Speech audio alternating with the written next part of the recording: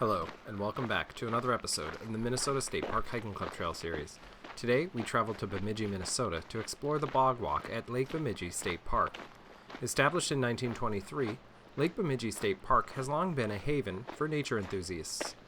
According to the DNR website, the park boasts a diverse ecosystem with a unique blend of bogs, forests, and lakeshore. One of the main attractions is the bog walk, which offers visitors a chance to experience the fascinating world of Minnesota's peat bogs. The park is an excellent destination for hobbyist birdwatchers, with loons, red-eyed vireos, rose-breasted grosbeak, eagles, herons, osprey, and other forest-singing birds. There are also common forest animals such as deer and porcupine.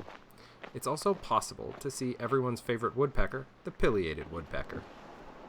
As much of Minnesota is the result of the late stages of glacial drift, so too is Lake Bemidji. Many of the swamps and bogs in the park are a result of large chunks of ice falling from the glaciers, melting and leaving large depressions in the earth. The lake itself is also an example of this, having been the result of ice left behind from retreating glaciers. The forests around Lake Bemidji show, as much of the Northwoods does, a history of logging, with some small old growth still remaining, protected by the preservation of land, but most having been downed in the late 1800s when European immigrants were drawn to the region to harvest the prime white and Norway pines. Indeed, according to the DNR website, at the time, Lake Bemidji was at the center of logging within the nation. Along with the old foundation by Nymore Beach, they still find old remnants of these logging operations occasionally when diving within the lake. A particularly interesting plant that exists within the park is the pitcher plant. This is a plant that has adapted to live within the nutrient-poor environments created by the peat moss bogs. The plant species dates back millions of years, and some speculate may have originated in the late Cretaceous period.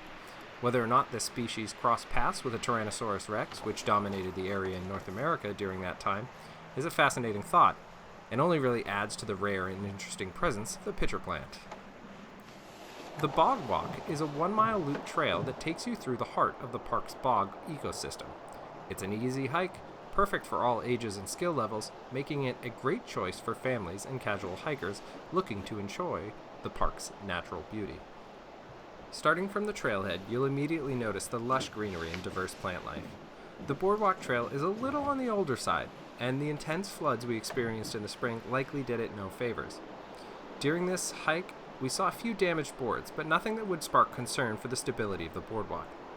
As you venture further, the trail meanders through the dense stands of black spruce and tamarack trees. These areas are home to a variety of wildlife, including frogs, birds, and even the occasional deer. One of the highlights of the bog walk is the chance to see some of Minnesota's unique bog flora up close.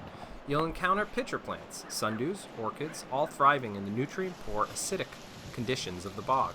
These fascinating plants have adapted to their environment in remarkable ways, and their presence adds an element of wonder to the hike.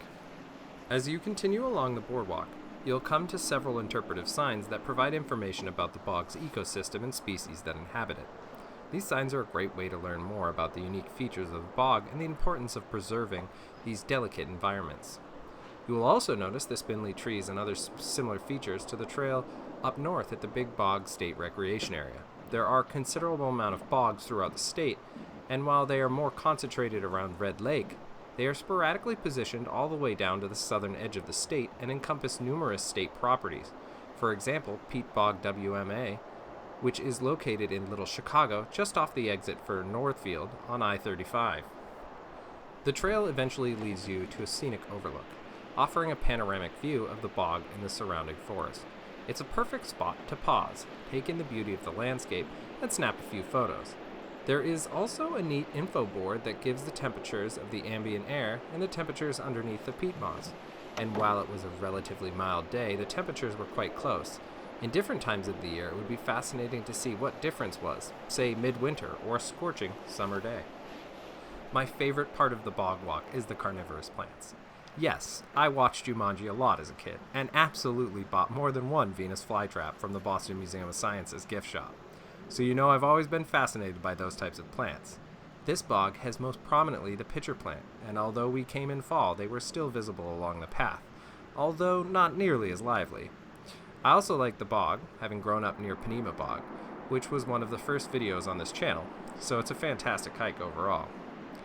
Thank you for joining us on this episode of the Minnesota State Park Hiking Club Trail. If you enjoyed the video, please like and subscribe. And let us know in the comments which trail you'd like to see next.